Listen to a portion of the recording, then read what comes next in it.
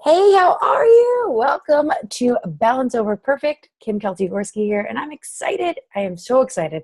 I say that probably every single time, but I am really excited to bring you a surge of energy, a surge of grace, man. Don't we need that? And some peace.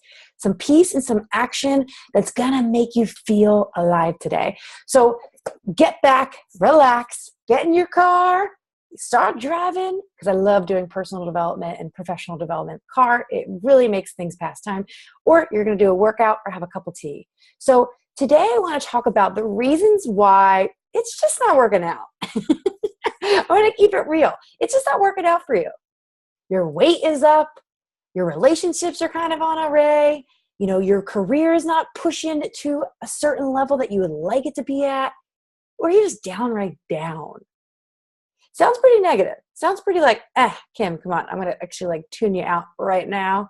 But bear with me, because these are some things that we can really start to tap into. Really take a step back and say, okay, I'm aware of this now. What can I do?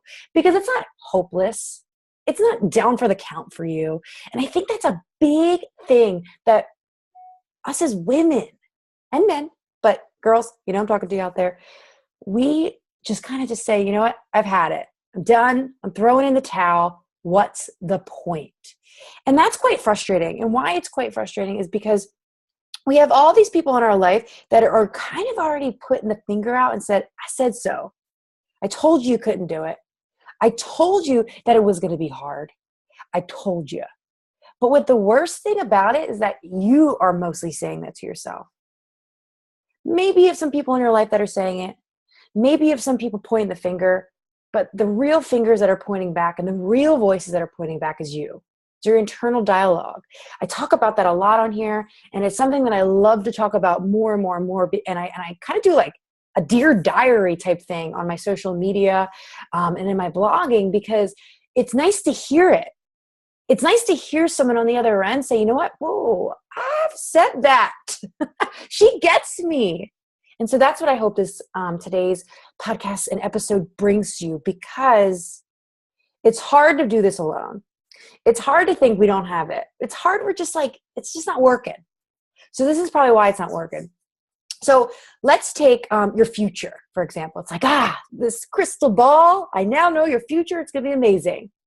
And if you grew up in the day and age of like Disney, which we all have. So the day and age of Disney where you kind of like, you were able to fantasize. You were able to see, what it felt like to be Cinderella. So when we think about that future dream, that future goal, that future you, is it too hard to think it? So for example, if you have 20 pounds to lose, is it hard for you to look at that future when you are just feeling you got it going on?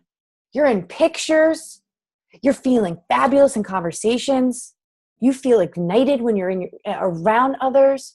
You feel just right. Can you grab that? Because I always find that really hard when I talk to people about weight loss and reaching their dreams and their financial and people freedom and financial freedom. It's hard for them to see that future because, one, they may have never had it. And two, it just is something that it's not going to happen for them. And that goes to where I think about your social support. So if you're around people right now that don't have that future that you want, so that could be your weight, that could be you having 15 weeks off in the year. Isn't that crazy? I heard one of my mentors say he had 17 weeks off in the year and he's a multi-billionaire. And I'm like, wait, what? He's very good with his time. He's very good with his time. But right now, that doesn't even seem like that's even on my radar. I mean, I used to be in the restaurant industry. So I started out with bartending, waitressing, and catering. And then I ended up in the event planning. To think I had 2 days off was not even in my future. That was like a vacation. So when you think about your social support, the people that are around you that are helping you with that future, are they making you understand and feel and believe and even know that's even possible, to not just blow smoke of your, I'm going to beat that out, blow smoke up you, because it is real. They're living it. It's living proof. So when I think about these two categories right here, your future self, what does that look like? What does that feel like? The social support, what do those people look like? Do you have it? I talk about you are a reflection of the 5 closest people to you. And what's interesting about those 5 is that you never want to be on top. Reason why you never want to be on top is because it's not that those 4 people below you are bad, but you want to be the kind of the dumbest person in the room. And that's a very, very vital thing that I learned in my process, because I love being able to help, mentor, inspire, and be around all those women. But sometimes I got to get the people that make me feel like, man, wait, what? I could have 17 weeks off in the year if I work this kind of like magnitude and this kind of work ethic and energy behind it. Whew, that was never on my radar. But my point is that when you're in that circle, in that support, what are those people doing for you? How are they leveling you up? And that leveling up, that is hard to do when you're in a circle of people that just want to bring you down. Just want to say, hey, I don't want you to be more than me, better than me. Really, I don't want you to make me feel bad about me. That's what's going on. I had people like that in my life, and and again, not bad people, but you needed to get around that. It's like you're gonna get to a point where you needed people like that, because you want things to happen in your life. You want to stop saying that things aren't going your way. And then I think about your personal accountability. I find in my own journey, and then a lot of women that I work with, is that there's not a lot of personal accountability. So we have the dreams, the fun stuff. I'm in the clouds. It's amazing. We have the people that we're around. That's feeling super good or bad. So we're working on that if it's bad. And then we got our hands in the dirt. Have you ever heard head in the clouds, hand in your dirt? I love that. My boy, Gary Vee, he's a social media and a marketing guru. I love when he talks about have your head in the clouds and your hands in the dirt. And what that really means is that, where are you at? Are you grinding it out? Are you in the trenches? Are you doing the things that you think you shouldn't be doing to get to your goals? And that's a very interesting thing when you're looking about reasons like you got it going on. Reasons that things are moving in your life is because of your hands in the dirt.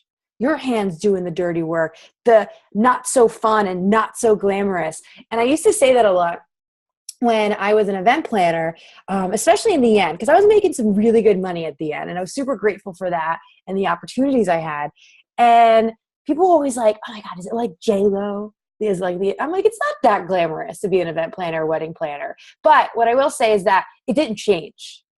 It didn't change from when I was bussing tables, working behind the bar, changing out the dishes for catering, being back in 40-degree weather outside, washing dishes manually, no dishwasher, out at a catering event.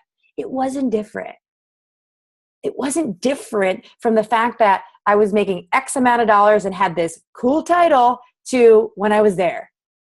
It's just that I was in a different mindset. I was able to dream more. I was able to see more. I was able to aspire more.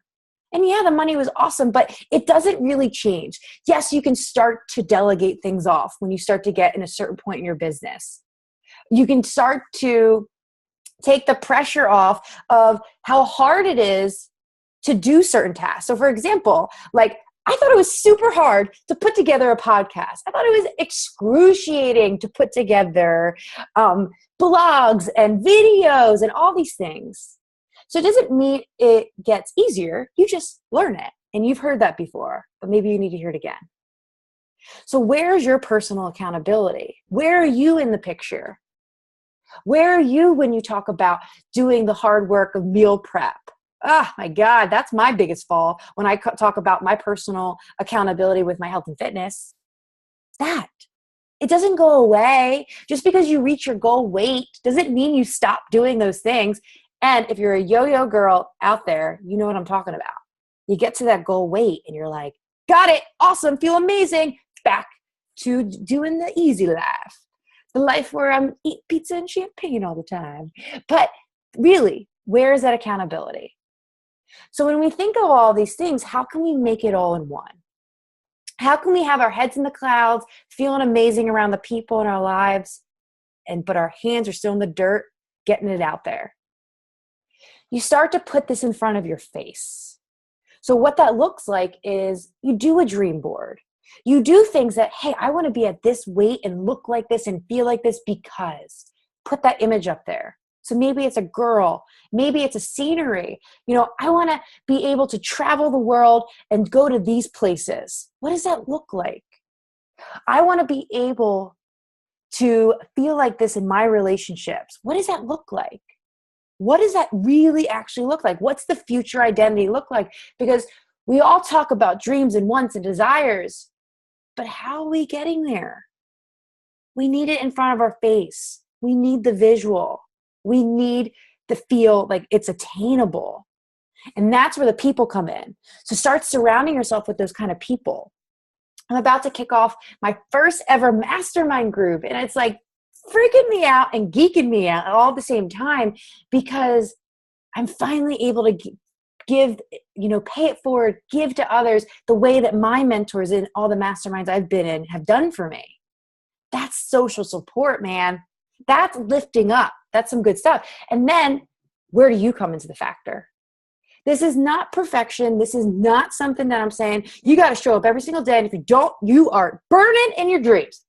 I love when my mentor, Brendan Bouchard, he said, when you start to really realize, he's like, that you don't want to do certain things to get to your dreams. He said it to one of these like high level, like CEOs, like making millions and probably billions of dollars. He's like, you don't get to dream anymore. And I loved when he said that because it's so true. You don't get to dream anymore if you don't want to put in the work. If you don't see the realistic, ways to get there. And that's okay. If you don't want to dream and you don't want to aspire and level up and be surrounded by this kind of community and level, higher level conversations, that's cool. But you don't get to dream anymore. Oh, I loved it. I loved when he said that because it's so hard and it's so true. So I hope you are able to take something tangible today. It's something that I really like to bring out of these podcasts because podcast is probably my backbone of how I was able to grow emotionally, physically, and just all around spiritually, and be able to really translate that into my relationships, my work environment, and my overall dreams. And so tangibly, what can you take from today? I love to give you some action steps. So can you make that dream board? Can you make that community? There's so many things on Facebook, podcasts, Instagram, hashtags. You can get into a community that you feel is one. Go to a local gym, a local community center, a church, whatever that is for you.